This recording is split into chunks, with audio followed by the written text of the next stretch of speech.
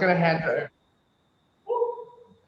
I'm just going to hand it over to our guest speaker, Malise. She'll take it from here. It'll be about 35 to 45 minutes, and then we'll open up the end for just any questions that you guys might have. Cool? Let's do it. Over to you, Malise. Oh, thank you, Ethan. Hello, everybody. Hello from sunny Gold Coast. I'm not sure where you all are, but yeah, it's a bit rainy and yucky here today. So Ethan asked me to come and talk today because of my background. I had a pretty crappy upbringing, and I had 20 years of an eating disorder and a lot of anxiety and periods of depression in my life. So obviously the topic today is about overcoming these sort of things, and you guys would have clients that are going through similar things, even maybe yourselves at times in your lives where you've had to deal with anxiety, depression, those sort of crappy feelings. I represent Beyond Blue. Basically, I volunteer and do this sort of thing just to help raise awareness about mental health. And I'm sure you guys have all had some sort of awareness raised in your worlds about mental health. Thankfully, it's getting more and more important to people. And it is the thing that really gives us our feeling of happiness in our life. So it kind of needs to be made important. So yeah, while we're all working on our physical bodies, we also need to work on our mental and emotional health as well. So anxiety and depression. Well, depression actually affects 1 in 8 men. So yeah, and 1 in 6 women. There's a bit more depression with women. Anxiety, though, is 1 in 5 men and 1 in 3 women. So there's a lot of anxiety, especially in the world at the moment. As you can imagine, especially since COVID and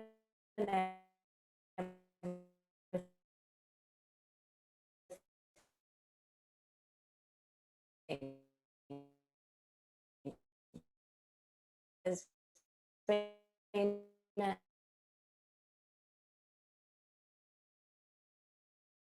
huge increase in anxiety. The key thing here is that, yeah, I dealt with, and I believe the internet connection is a bit unstable right now. So I'm sorry if the internet cuts in and out.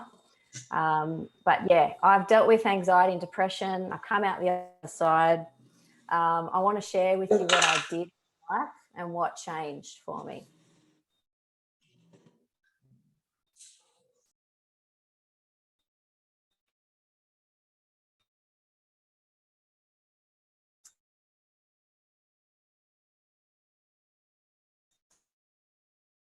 So maybe it's into my backstory here. I'm 41 now, and you know, I've certainly experienced life. I'm one of those people that was just like get straight in there, so curious, so adventurous. I just wanted to do everything, and I really had no idea what I really wanted to be or anything. I grew up in a household of 7 people. I was the oldest of 5 kids, which is a big family these days. I grew up in Melbourne, and yeah, I was moved around a lot as a kid. So my dad, he was Canadian, he was an adventurer, and he moved us around my entire life while I was still at home. And so I lived in many, many houses, probably more than 40 houses. I went to 6 different schools, and so I was always the new kid, and I was always bullied because I was shy. And, you know, I also had kind of ears that stuck out a little bit. So kids will pick on anything, really. You know, I had chubby cheeks, so kids would go like that at me, my ears and my chubby cheeks.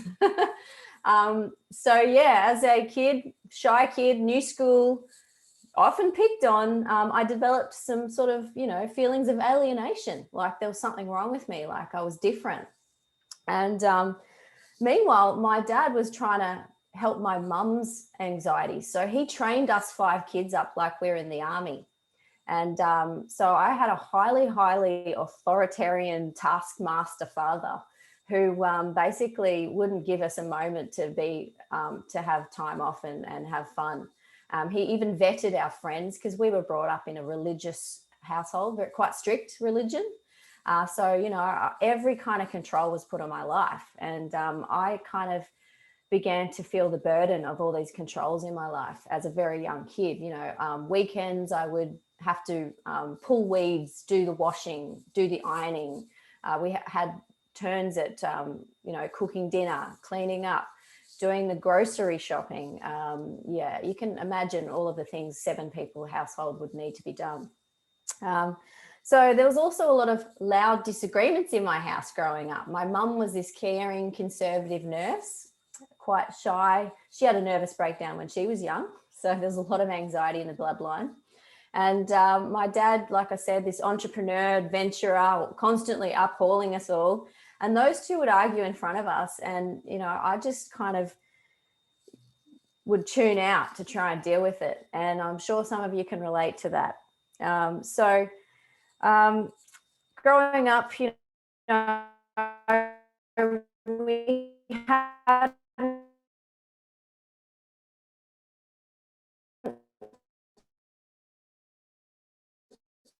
didn't have a very wealthy upbringing. We were like usually just on that level, just at one.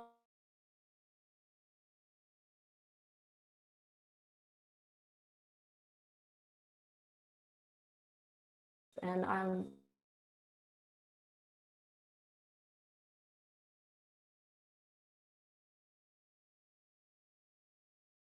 sorry, I'm back. Okay. Yes, as a child, I was very sensitive, and like things bothered me, and so you know, there was some fishermen fishing one day along the beach, and a fish got thrown onto the sand, and I saw it, and I just burst into tears because I couldn't understand why someone would kill a fish. So that's how sensitive I was when I was a kid, and so I would often try and overcompensate by yelling at everyone to be quiet, because noise was really hard for me in a big household. And so by the time I was, you know, 10 years old, I was compensating with food. And I thought, okay, I want some comfort. And I would go to the children's birthday parties. You know how you'd have your 10th birthday and all your friends would come, and there'd be a table full of goodies with, you know, chocolates and sweets and birthday cakes and sausage rolls and fairy bread. Well, I would just stand at that table and gorge myself with this stuff because all the other kids were playing, and I was painfully shy of approaching kids and wanting to play with them. So I would just stand near the table and binge on food to feel better. And that was my comfort. And then I would go home and moan in pain because I was stuffed with food, and my mum would shake her head.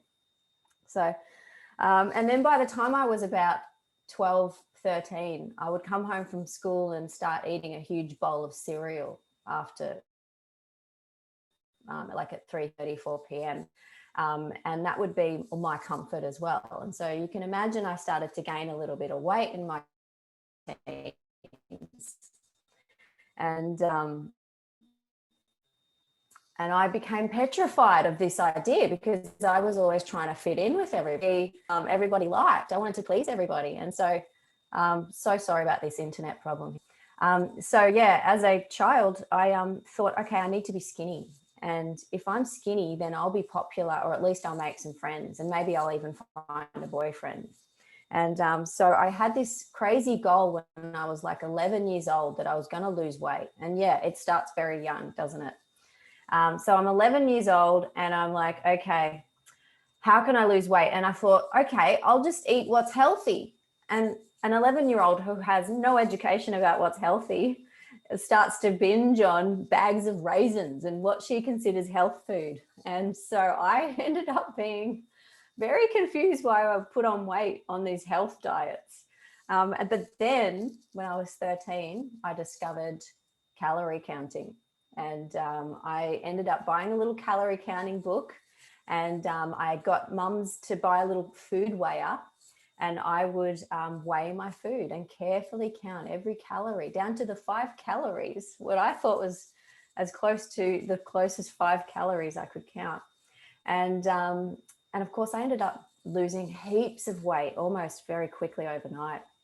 And I ended up being this almost anorexic until when I was 18, I discovered that I could binge on food and throw it up.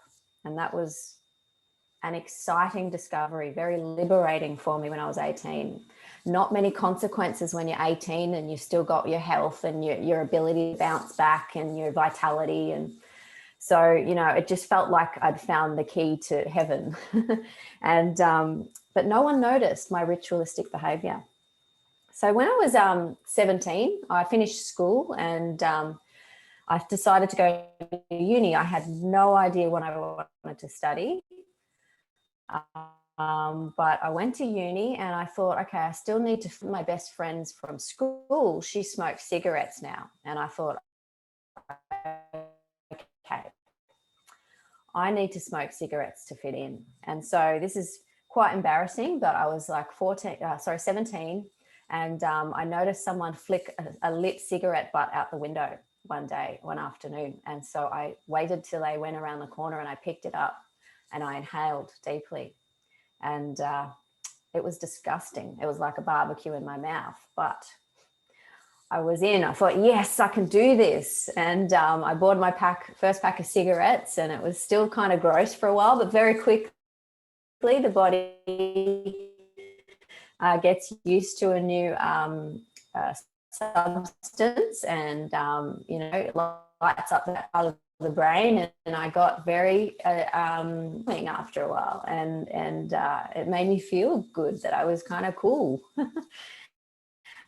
But I didn't last at uni very long. I really had no direction at this time, so I dropped out and I got a job in full-time hospitality. And for those of you who have been in hospitality, you might remember it's filled with partying. And so I got to this point where I was actually often recognized as a hard worker. And I always put pride in myself when I was working and trying to do the best I could, and, you know, being my own little competitive driving edge to everything I did against my last score, if you like. So I was highly, highly motivated and tried my best. But then my performance started to slip because I discovered alcohol. And this was 18, hospitality.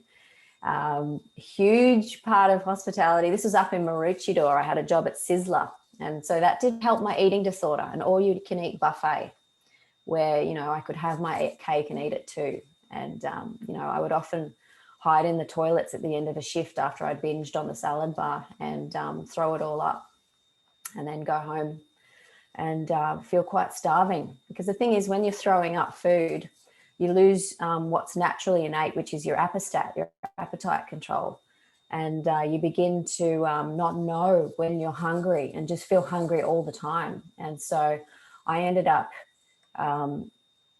binging and starving and going between that binge and starve cycle, where I just did not have a keen, even ability of feeling satiated ever. And so that cigarettes and alcohol became a vicious cycle.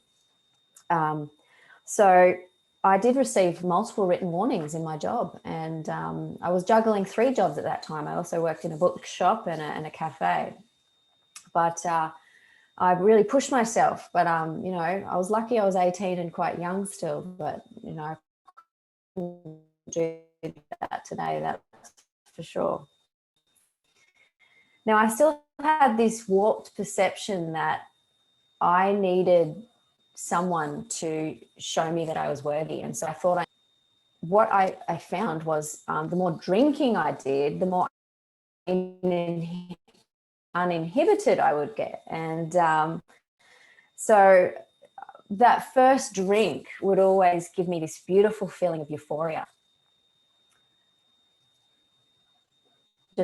Sorry, I noticed the internet cut out there. So yeah, my first drink would be a beautiful feeling of euphoria and just inhibition, and like felt fantastic. But the problem was, with alcohol, I had no stop button. So I had no warning sign that it was time to stop, that I'd had enough. And unfortunately, you know, my friends noticed that, and I lost several friends, and I just was all black or white, all or nothing with alcohol. And I would get reckless under the influence. And I can tell you so many terrible, shameful stories of drinking in my life. and how, you know, I once got a black eye, have no idea where I got that from. I got kicked out of places, many places. I lost all my belongings that I would arrive with. And I lost my driver's license that many times that the Department of Transport actually thought I was being fraudulent. So that hurt me very much, that I couldn't control that, and I started to look like that. And many times I emptied my bank account, sometimes on the day I got paid, shouting the bar, or just, you know, complete inhibition, complete non-thinking of the consequences of the future. But meanwhile, I would drown all my insecurities with bulimia. And the thing with drinking is I wouldn't eat anything, because eating was cheating, if you've heard that saying. And then, of course, when I'm hungover, I would eat everything, and it would go into that endless cycle of binge, purge. And then by the end of a day of a hangover, I would have binged and purged maybe 5 or 6 times. And I once added up how much money I've probably spent in this, spending money on binges, on food. It's probably more than $10,000 in my life. Shocking and pretty shameful for me. So by the age of about 20, I started to feel really physically depleted. Like, I'll tell you what, the symptoms of long-term bulimia are not very nice. Yes, you're 18 and you're nothing can hurt you. But after a few years of doing this, legal clients that have had signs like the following. But it's good to know that my face would become swollen. My jaw around here I'd have much wider jaw from swollen muscles, masseters. My eyes would be bloodshot and bulging. My skin would be like sallow and colorless. My hair was brittle and falling out. My teeth were rotting because of all the acid that comes up. I had extremely low blood pressure, and I had a lot of weakness. The day after a binge, I couldn't play tennis properly, or just couldn't go for a run. The lactic acid would cause problems in my body.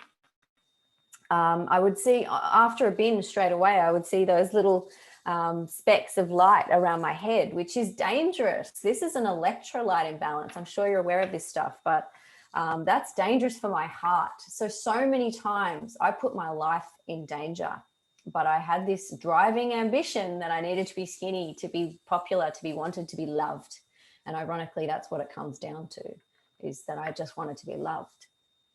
So now, in the meantime, I'm learning all of these things to numb my feelings. And this is basically what bulimia is, what an eating disorder is, what alcoholism is. Was numbing my feelings, escaping myself, and not wanting to feel the traumas, the shadow aspects of myself, the inner child that's calling for help that I never gave healing to as a child. So this is all the stuff that I was trying to numb and quieten and silence. And of course, you can't silence this stuff. What you resist persists, right? So I started to try and find more vices, and I went and got addicted to prescription medication for a long time there. I would buy codeine over the counter. You can't get it anymore, thankfully. But I also became addicted to other mind-numbing drugs, illicit drugs, which all this, in the meantime, I'm still just functioning through life. So you can't really imagine, you can imagine that I wasn't a happy chappy. I was barely functioning. I'm being bulimic, alcoholic, drug addict, if you like. So now, when I was in my mid-20s, my younger brother got diagnosed with schizophrenia, which is pretty scary. It's basically where you start to hear voices and see things. And that was very shocking and sad for me. And I wanted to dive back into numbing my mind and numbing my feelings. I didn't want to admit that I felt grief for the first time ever, that I'd lost the brother that I used to know, that he's now heavily medicated. He's not the same guy anymore. So that was really unfamiliar. And for the first time I felt that, and I went even deeper into my mind-numbing vices. And around the age of 21, I thought, okay, I actually met my first serious boyfriend. But that didn't work out because I had emotional problems. And as you can imagine, anyone with baggage, they bring that into a relationship and they bring the whole thing down. And obviously you're often attracted to someone who has equal baggage. Like attracts like, quantum science. So I had many dysfunctional relationships in my 20s, and I was always seeking a boyfriend because I thought that's where I'll get my happiness. That's where I'll get my Prince Charming, my happily ever after. This is the answer to all my problems, was to find a boyfriend. So, you know, I was delusional. I thought that would work, but it actually caused even more problems and more additional vices. That was my escapism through a relationship, as well as food, as well as drugs, as well as alcohol. That did not work. And often I would cause this self-fulfilling prophecy with my boyfriends, and that I would expect them to leave me eventually because I hated myself. I hated what I did to myself, and I hated how much I lied about what I did to myself, because as a bulimic, you don't tell anyone that. That's your deepest, darkest shame. And so I would lie to the closest person in my life that I was binging on, that I was okay with food. And meanwhile, I'm binging secretly. You know, when he's not looking, I'm throwing it up in the toilet. So I would have relationships end because of this constant cycle of projection. So they would reject me because ultimately people treat you the way you treat yourself. That's a really important lesson there. So I decided to move to Sydney. I had moved to London in my mid to late 20s. I lived in London for a while, but the same cycles kept going round and round, exactly the same things. I had a great time. I loved travel, but I got myself into troubles and situations and shameful, you know, memories there as well. So then I came back and I decided to study university. I went back and became a high school teacher. And then I worked in a pub full time, and that's where I was offered illicit drugs, so methamphetamines, that kept me being able to work 30 hours on a weekend and then go to work, study full time. And that ended up falling badly for me because actually that was when I went to my doctor and said, okay, this is what I'm on, and I need to get off. I feel like I'm going to die. So yeah, that was probably one of the worst parts of my life. So I moved to Sydney in my 30s and thought I'd reinvent myself. And I had this weird warped idea that if I moved cities and leave everything behind that was causing all the problems, then I would be okay and I could start afresh, and there would be no more problems. They would be left behind. But isn't that ridiculous? Because all our problems are in here. And so I was often moving cities now as an adult, thinking I was getting away from myself, which you can't do. So around my mid 30s, I'd been in Sydney a few years.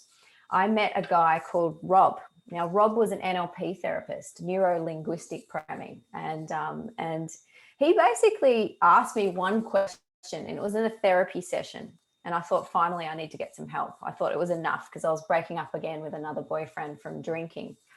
And he asked me something. He said, do you drink to fit in, Malise? And I said, gosh, I don't know. Yeah, I drink to fit in. I could avoid looking at myself when I drink. You know, I could drown out that voice inside my head that tells me that I'm not worth any of it. And drinking would reward me with relaxation, courage, confidence, concentration, connection. And with a drink in my hand, I would laugh and crack jokes and give everyone hugs and make promises and plans with people that I would never normally make, never. So this moment in my life, meeting Rob and this therapy session and him doing a bit of NLP on me and showing me that I was drinking to try and fit in, which was a childhood trauma, really helped me to have this decision that I wasn't going to put up with this anymore, and that I was tired of just functioning in life, just on the very bottom level of functioning. And I realized that my whole life I'd been avoiding loving and respecting myself through all of these escapist vices and projecting my fear out onto the world. So I had this illusion that I was different. And all these vices, the drinking, the alcohol, the cigarettes, the prescription meds, the illicit drugs, the food, this was all keeping me lost in this state. It was keeping me stuck in this prison. And so I realized that I'd grown up as feeling like a victim consciousness. We've all heard that one. And I'd learned helplessness and escapism and severe self-loathing. And so I realized that my challenge, once overcome, was to see that I was worthy of love underneath all of this masks and inauthentic personalities that I put myself in. So I had this revelation that I needed to start seeking love from within, not from out here, not from food, not from people, not from anything outside of myself. I needed to seek love from in here. Cliche, I know, but when you get this, you really get it, and it changes everything. So I learned NLP, and I was like, what is this thing? What is NLP? And I'll tell you about that in a moment. But basically, it's where you reprogram your automatic programs. So we're all made up of our subconscious programs, our habits, our neural wiring, if you like, that we've fallen into usually as a child. And these can be reprogrammed. And so I cast off all my limiting beliefs, especially around relationships, around love with myself, around self-value. And I replaced all these bad habits with that were, the self-worth that I was getting through food and drink. I replaced them with from here, from my heart. I started to see that I should be at cause in my life. I can't be a victim. If I want anything to change in my life, I've got to stop the self-pity. Self-pity was my worst enemy, but I was treating it as my best friend. So I addressed that elephant in the room, and I stopped feeling sorry for myself. And so I started to create boundaries in my life and stop people pleasing other people who didn't really mean anything to me. So I stopped taking things poisonally. I stopped when strangers would do something or say something, I wouldn't take it poisonally anymore. And something big shifted at this point in my life. So I left my partner for the first time ever. I felt happy to leave a partner, be on my own and find out who I was. And this was scary. This was unknown territory, being alone. So I needed to get to know myself. What were my values? What was my calling? What were my talents? What were my interests? So I'd always lived vicariously through a partner. So this was the first time ever I asked these questions. And I started to restore balance to my life. So I don't know if you use the wheel of life in your coaching clients, but I started to look at my health, my finances, my career, my spiritual practices, my fun and play, all of these aspects of my life, and find balance. And then finally, I actually started to feel real joy. And I hadn't really felt that before. And it was new and it was cool and I loved it. And so I stopped judging myself so harshly. So the funny thing is, when we're pointing a finger in judgment at someone else or the world or inanimate objects or whatever it is, there's always three pointing back at us. And that's because when we judge others, we're judging the projection of ourselves. The world is our mirror. And we're really, this is the proof that we're 3 times harder on ourselves. We're so hypercritical when we're judgmental on others. And that's because we're really hard on ourselves. So I stopped doing that to myself. And if I made mistakes, then I would be even kinder to myself, not harder. So when I overate, for example, I would love myself a bit more that night instead of berating myself and saying, you're going to go on a strict diet tomorrow because you've eaten too much tonight. Instead of any of that rubbish, which is actually going to cause more problems and snowball the same problem, instead of that, I would go, okay, no, I need some love. I need some nurturing. And it's okay. You overate a little bit, but it's okay. Everything's okay. You're loved. So I also realized that I needed to stop trying to be things for everyone in my life. I was always, trying to make up for that childhood where I felt alienated and trying to please everyone. Instead, I realized that my true friends will love me for who I am. And really, I believe research has shown that we can only handle 5 to 7 true friends in our life at any one time, because we don't have the mental capacity to build and nurture all the aspects of a true friendship. You know, someone you can trust, someone you can give your deepest secrets to, someone you can call on in the middle of the night, someone you can say, I love you to. Really, we can only count them on our hands, those kind of people. So I realized that I just needed to stop trying to please everyone and just realize that the right people will be there for me that loved me, to stop putting masks on, to be more authentic, to be more me, warts and all. So I realized I had to reduce the noise of social media when I went through that process. So I actually have deleted Facebook completely. I had over 1,500 friends, but they weren't friends. They were actually depleting my energy. And my true friends are still here. Of course, I've got connections to all my true friends that I count on my hands, but I have a much more rich and quality relationships in my life. And I have the energy to give my close friends I feel I want to give them. So I realized that, you know, social media is happy highlights. They're filtered happy highlights of people's lives, and we really can't compare to other people. Each of us has our own unique filter system of reality. I mean, we all have our own beliefs, our own memories, our own values that are completely unique. So we cannot possibly compare to somebody else. And if we do that, we're going to cause our own suffering. So we must remember that. And when you see a photo of someone looking like they're having the best life, just remember that's just a filtered happy highlight. You don't know where their mind's at. You don't know all the balance of their life and how they're feeling and or anything. They might be very empty inside. We don't know that. So we mustn't compare to each other, and especially comparing photos. So I realized I had to reduce watching the news as well, because the news is a condensed 30-minute segment of multiple traumas. And that's how they sell the news. The news is based on fear. So to be wise, we need to realize this, and that's not good for us. That's not good for our mental or emotional selves.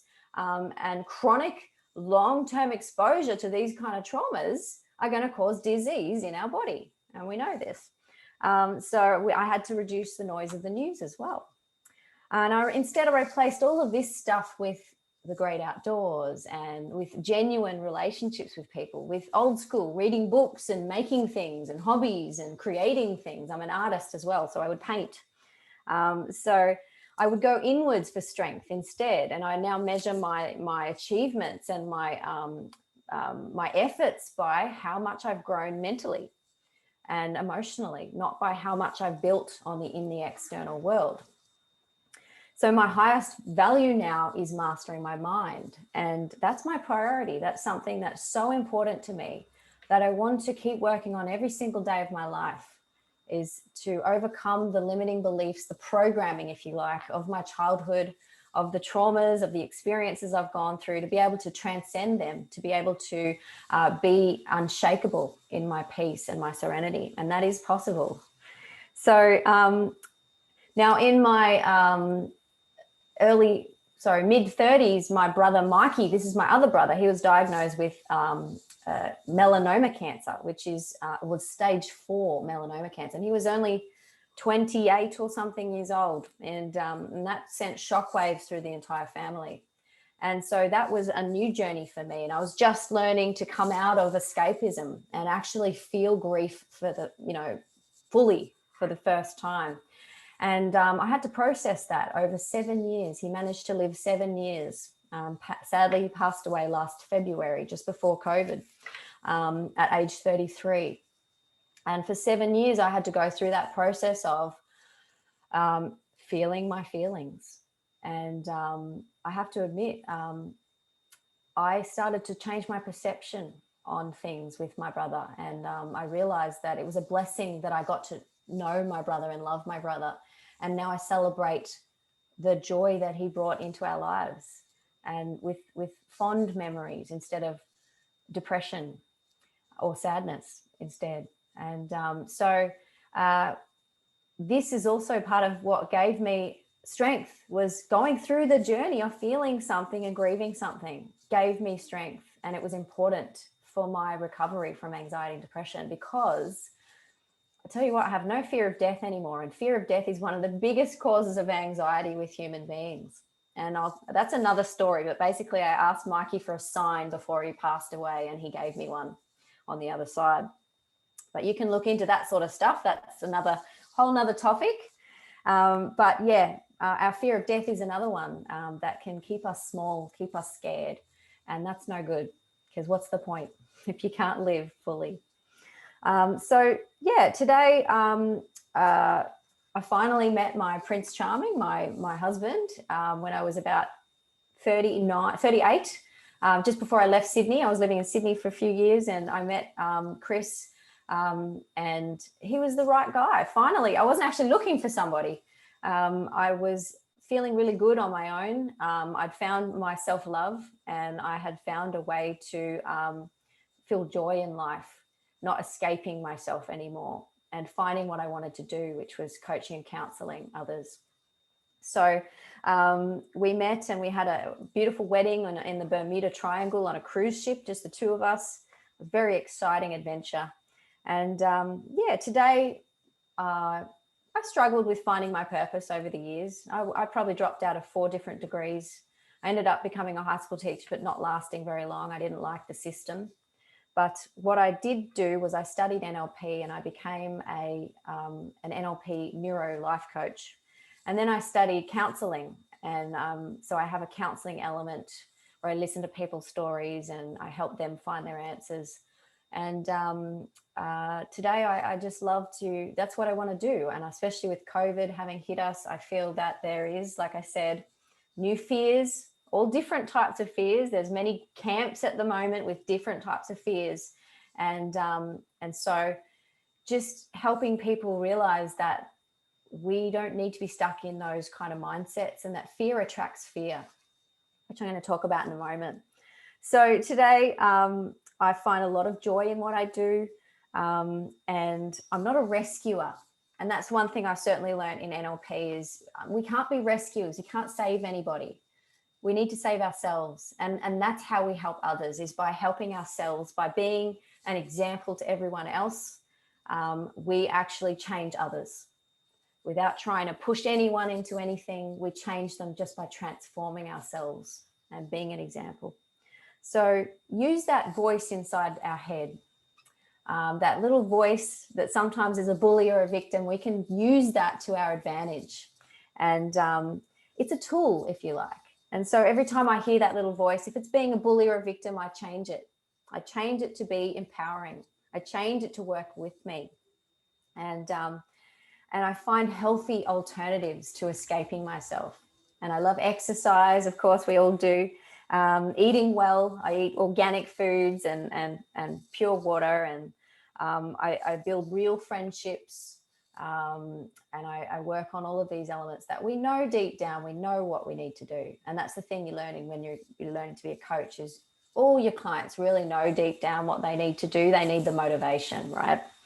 So depression in a nutshell. I'm just going to cap off with what depression is. Depression is a fear of the past. And this is really, really simplified. So a fear of the past repeating itself, and you get stuck in the past and you go, this is all there is. It's hopeless. So that's where you stay. And then you project that fear into the future, and that's how you feel that that's all there is. Anxiety in a nutshell, very simply, is a fear of the future. So you've got a beautiful creative mind. It takes a skill to be anxious, but we use it for the bad stuff. We use it to create a horror story instead of a love story or an adventure story. And we stick our minds into the future, which is an illusion. It's not real. It's just a fantasy. And we stay there and we don't become present. We're not here. We're not now. We're just always in the future. And that's what anxiety is in a nutshell. So in 2005, the National Science Foundation, they did a research experiment, and they found that we have 12,000 to 60,000 thoughts a day. And of all those thoughts, a whopping 95% of them are the same thoughts from the day before. Now, if you're interested in this stuff, Joe Dispenza, awesome guy. Now, what they also found is that 80% of our thoughts are negative. That means that we're repeating our subconscious programs, the same negative thoughts every single day. And guess what happens when you think negative thoughts? Well, according to quantum science, like attracts like. We attract more of those negative thoughts into our life. It snowballs. So what makes up our auto programs? What are these 95% of our thoughts from the day before? Where did they come from? Well, they come from our childhood mostly. From the ages of 0 to 7, we're in a theta brainwave state. Basically, we're under hypnotic induction. We are downloading everything in our environment, everything we learn from our parents, everything we learn from society, everything we watch on TV. We're downloading that. By the age 7, we're crystallized that. And that's just how the world is. And that forms our filter system of how we see reality. So that's why we can't compare to anyone else. We all have our own unique filter system.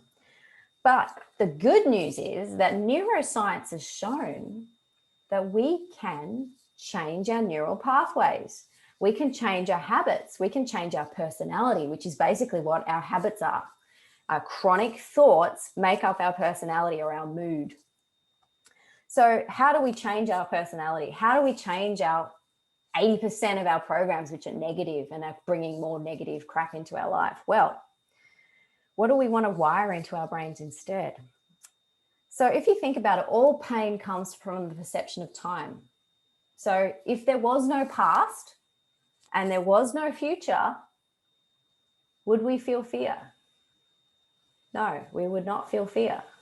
All we would have is right now, this very present moment. There would be nothing to draw on from the past, nothing to think about it in the future. Just right now, there's no fear.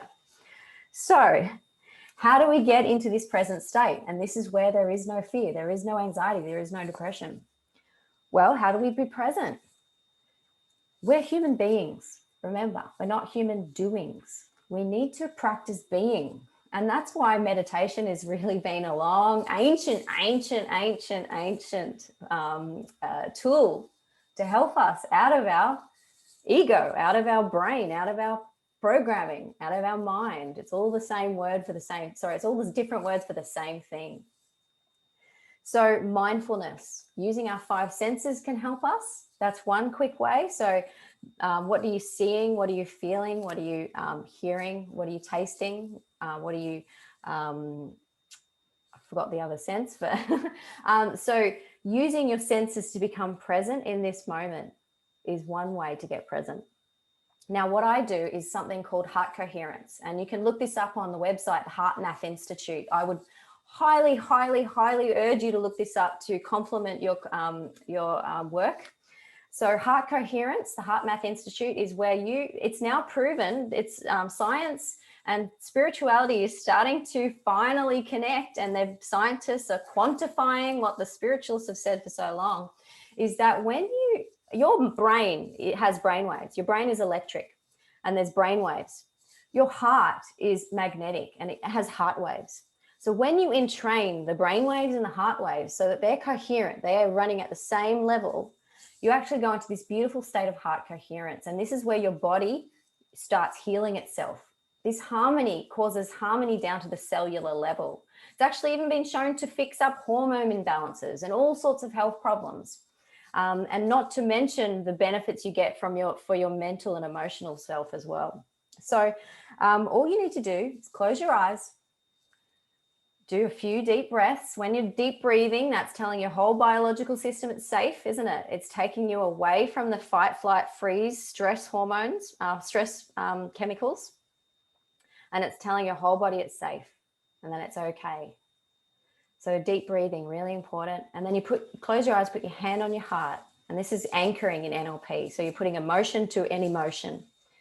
Anchor to your heart, and then just think of something that makes you feel grateful, appreciative, loving, or compassionate. And that might just be simply you thank Mother Earth for the beautiful rivers and lakes and oceans and mountains and valleys and trees and plants and animals, whatever it is that makes you feel gratitude, compassion, appreciation, and love. And just do that for 5 minutes. And there is absolutely no way you can feel anxiety, depression, and fear, sadness, grief, guilt, shame, any of those negative emotions.